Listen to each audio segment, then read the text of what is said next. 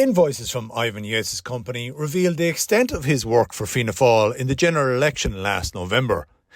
The former Fine Gael minister did 5 coaching sessions with the Fianna Fáil hierarchy during last November's campaign.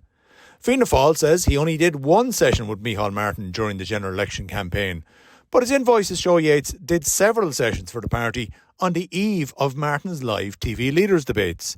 Fianna Fáil says Yates also provided training to ministers Darragh O'Brien and James Brown during the campaign.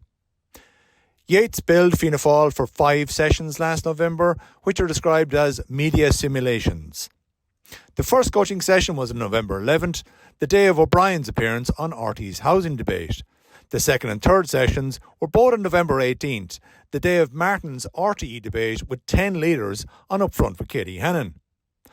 O'Brien also had a Newstalk housing debate the following day, providing a possible explanation for the second session.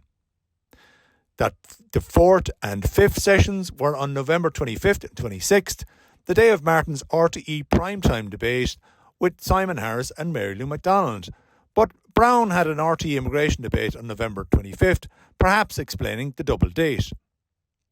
Yates charged Fianna Fáil $2,500 for these 5 sessions, working out at €500 a pop. In the weeks before the general election, he also provided media training to Minister Norma Foley, costing another €1,000. In the European elections, Yates did 6 sessions each with Fianna Fáil MEPs Barry Andrews and Barry Cowan. He charged €3,000 each, again €500 per session. All told, Yates charged almost $10,000 for his services across the 2 key campaigns last year for Fianna Fáil. And you can read more about this in the Irish Independent.